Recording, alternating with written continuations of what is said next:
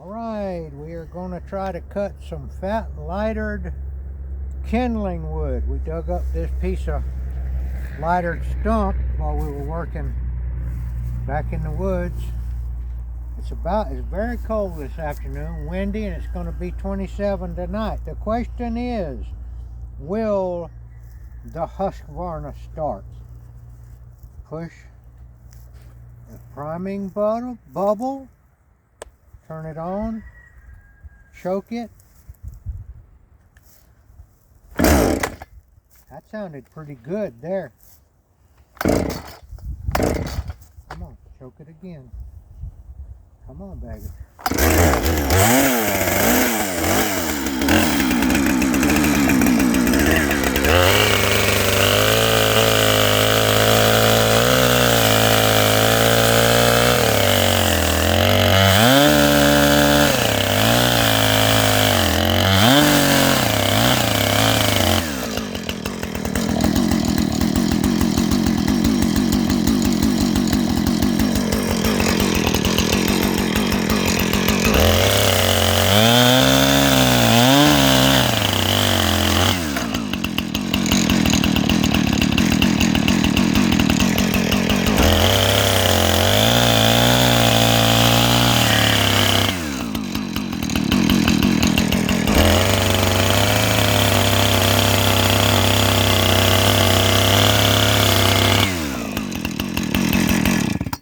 How about that? All right, let me show you how we were holding that piece of wood.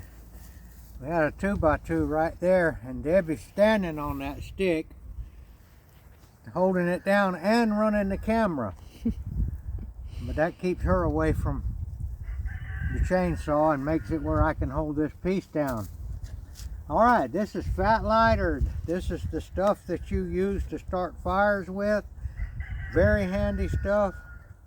This was a small little stump right here, but we are going to take it in there in the greenhouse, and we're going to show you a way to split this. Usually people just get a hatchet and they split it and it falls over, and then they have to stand it up again, or in the worst case scenario they try to hold it with their hand and then they end up getting their thumb cut off. So we'll see you in the greenhouse. Okay, now see, this is a much larger piece here. This piece here was a fat lightered stump that was standing about 8 feet up in the air above the dirt. So that was an extremely large tree that was cut down, possibly in pioneer times. This is the heart of the tree right here. And that just doesn't hardly rot. It actually has, the tree was so old that it had a hollow spot in it right there. This is way better material to split for firewood kindling because it doesn't have any knots in it. See, there's no knots at all. Now see, this one had a knot coming out of it. You see that knot right there? This probably, there we go. So that was a limb growing out many years ago. Now we'll split this the best we can, but that's not going to split real good because that's a knot right there. And so we're going to go, now this right here, just to show you now how easy it is, we'll have to split it in smaller pieces, but I'm going to split this in a couple of smaller pieces with this tool right here. That's the first hatchet I ever bought. I bought that when I was in my 20s, and it has been absolutely foolproof for many, many years.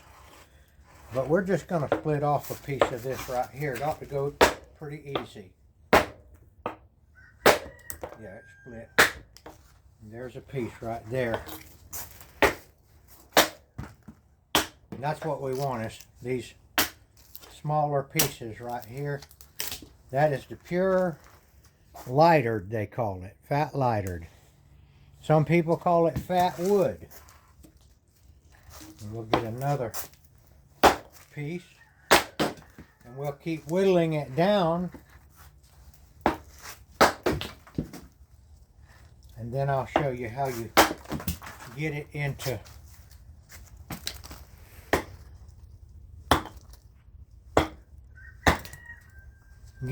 pieces. So you cut with your chainsaw. You cut it like I cut that, a slab out of it. Okay, now this is my splitting rig right here. And I'll show you how it works. It's just a log from the sawmill waste pile. These are 2x4s. That's 2 of them. See there? And then I took them, clamped them in the vise, sticking up, and I used a chainsaw to cut out the crude hole. And that crude hole holds the wood down in there to keep it from flying away. Keeps your hands away from it, and you split it and you split it, and it. Okay, I'll show you how that works in just a minute. And I'll show you my other. I've been splitting it with this hatchet right here. There we go. Now you see, if I didn't have this tool, this thing would have been flying all over the place and had to been picking it up and all that kind of stuff. And you can turn it.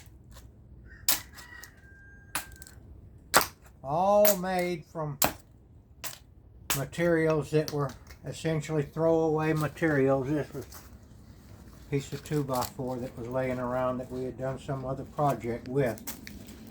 And we have a nice little wad of lightered.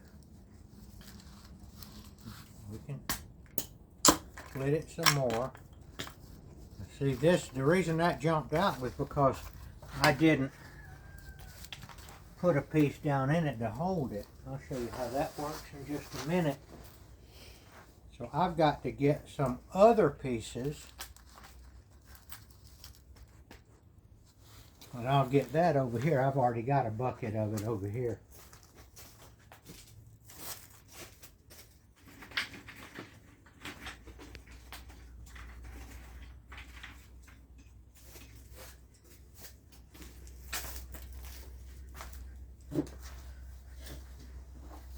Some other pieces to stick down in there and make this thing tight so it won't jump all over the place. And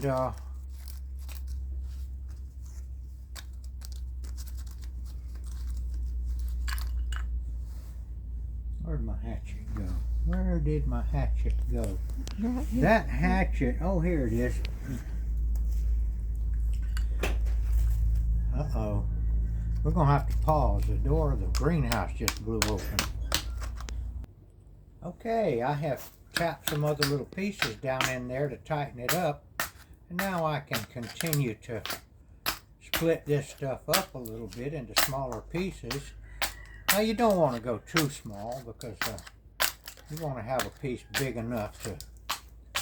I'll tell you something else about this stuff. Now I may be wrong, but there was not too many years ago, there was a company in the town around here called Hercules. And Hercules Company would go in after logging operations of timber. Look at that. That's a good bit right there. That'll light quite a few barbecues. But anyway, Hercules they had some big logging equipment out there, and they would go, and after somebody had cut over a big tract of timber,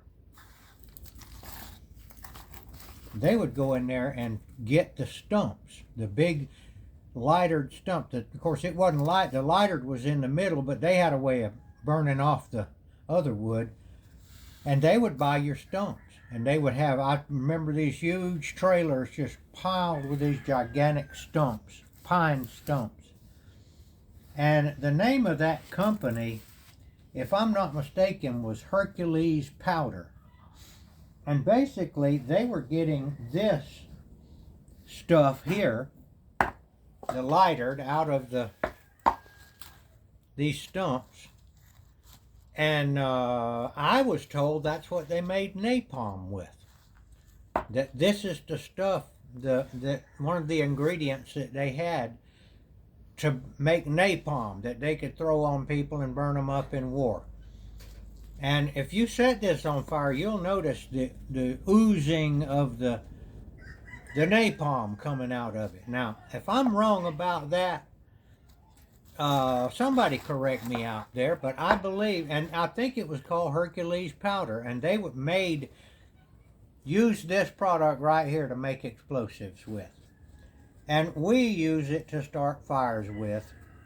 Build a little bed of this, like something like this right here. Cross it over like this.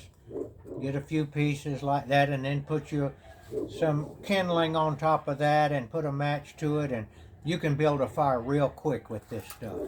And we call it fat lightered or fat wood. Alright, now I'm going to show you another. We're going to pause again, and I think I have actually, I may be wrong, but I believe I have a better tool than this for this work of splitting it here. Now this right here is the perfect tool for this. This is good for this. To get these small enough. See, that's still not small enough to go in that hole there, but I can hit it again. I didn't hit it hard enough, did I? Another trick. Keep from chopping your fingers off. This is not the ideal tool, but you'll hold it with something like this instead of your hand. And at least one piece didn't fall down. And see there? There we go. Now we can put some other in there and chop it up. But let me show you my other tool that I think that may be, I haven't used it yet for this, but it may be a good tool. And here it is right here. Now this is also a tool that I've had since I was in my 20s. This right here is called a Japanese gardener's knife. It was expensive back then. God knows what it would cost now. This thing here had a wooden handle when I bought it, but the wooden handle finally decayed and rotted off. And so I did this work right here. I got a stag antler from my collection of antlers, and I split it in half on the bandsaw, and I used brass or copper. I don't know what this is right here. It's just been a long time since I put this handle together, but this handle right here is just right. It's got see there, your hand fits right there. It's hard. Now I'm wondering how this would work, because it's not as wide as that hatchet. The hatchet gets wider, see, and see, this is half that as wide as this is up here. So I'm thinking this might go down in there and not, let's see. It's a lot easier to operate too. Now this is in need of getting some other pieces down in it. Alright, so I'm going to pause just for a minute and set this thing up again and show you how to make this stuff. Okay, I got it set up again. I got the pieces in there and yeah, this is better than the hatchet, because the hatchet goes down in there and splits it so wide that it breaks it sometimes. This is bad enough here, but you can just continue to bust it up a little bit. This is much better here. Okay, now we're going to pull it out. Come on, get out of there. There's a lot of nice little pieces right there. Look at that. A lot of nice little pieces there. And you just continue to get your pieces. Now I'm going to turn this over and stick it back down in here and get me some. There's a nice piece right there that looks like it might like to go in there. And you can actually use this thing here to hatchet it down with. So here we are. I'll have to admit, I'm a woodworker. And I'll have to admit that I kind of enjoy doing this. I'm kind of having a good time working out the logistics of how to split a usable amount of this fat lightard. Now I can go ahead and get these pieces split on up here a little bit. A lot of this, when you do get it split, you can finish it by hand, or do like that. Yeah, this is the tool right here. The Japanese gardener's knife. This is a rugged machine right here. It's not very sharp right now, but it will sharpen down to razor. But you can use this in the ground, cutting roots around your plants and all that kind of stuff. And you can cut a lot of stuff with it. It had a really nice case with it when I bought it. A really nice leather case, leather sheath that you wore on your belt. And I remember years ago when I first got this thing, and I had this nice leather sheath, and I wore it on my belt, and I went over to Blackbeard Island to bow hunt one time. This when I was in my late 20s. And I carried this as my hunting knife. And when, you know, all the boys out there, all the guys, they all had their hunting knives, you know, and proud of their knives that they carried. And when I walked up with this thing here on my side, they just kind of looked back, you know, what is that? You know, well, this here's a wicked tool right here. And I'll tell you another thing I did out there on Blackbeard Island with this. I better not tell you that, because I killed a species of snake that was not supposed to be killed out there. This was a wildlife sanctuary, Blackbeard Island. Now, I think the statute of limitations has probably gone out on that crime by now. But I almost stepped on the biggest rattlesnake that I have ever seen in my life out there.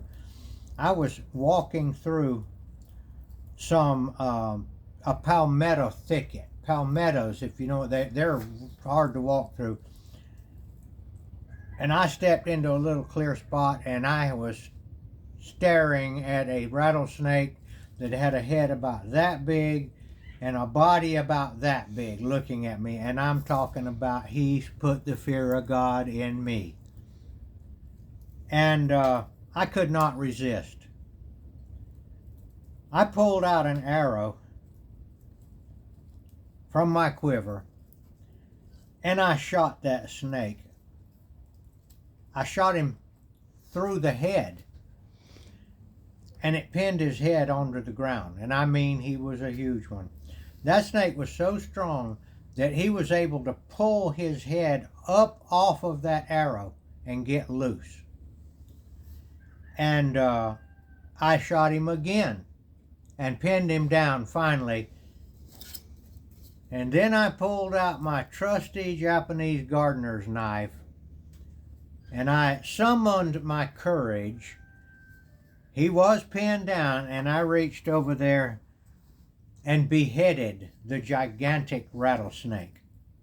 Now, one of the reasons that place is a wildlife refuge, and they want you to kill the deer, and sometimes if there's hogs out there, they want you to kill the hogs. And one time I was out there, they wanted us to kill raccoons because raccoons had become, there'd gotten to be too many raccoons out there. And so we were allowed to shoot raccoons. But anyway, that's the rattlesnake story and the Japanese gardener's knife from Blackbeard Island, probably 40 years ago. I don't know if I don't guess they ever let anybody kill the rattlesnakes. The rattlesnakes don't eat the deer. And I don't know if they eat turkey eggs, but the reason that they let us kill raccoons on that particular hunt was because the wildlife managers, biologists had determined that the raccoons had gotten into a situation where they outnumbered, that there were so many of them that they were eating up all of the turkey eggs, and the turkey population was declining. And so they decided that they would let the bow hunters shoot raccoons on that particular hunt. All right, so that is the method for splitting. Oh, I was going to tell you about the knotty lighter, okay, the knotty kind. I just did a good piece there. Now you get one here that's got a knot in it. Where was that knotty piece? Like that right there. You can't do a lot with that knot that comes out there. I'm going to try to hold that and hit it and show you how difficult this is to split. So when you get one like this, a lot of times you just have to do the best you can and break it up into pieces. I'm going to have to hit it hard and we'll see. You see that knot just splintered? You can't do anything with it. Now, the only thing I'd be able to do with that is to take the chainsaw and cut that off. Now see, this reminds me of myself. Back in those days when I would do such things as shoot a rattlesnake on a federal wildlife refuge when I was told not to. Those days are over. I've tamed down quite a bit.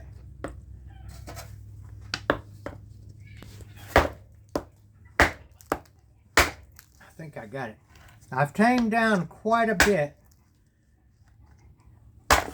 from being the knothead that I was back then. I was a knothead. I got tamed by a fellow named Jesus Christ. He got me into a position, or let me get myself into a position, where I had no way to go. I couldn't go up, down, sideways, or any kind of way. And he let me stew in that situation for a while.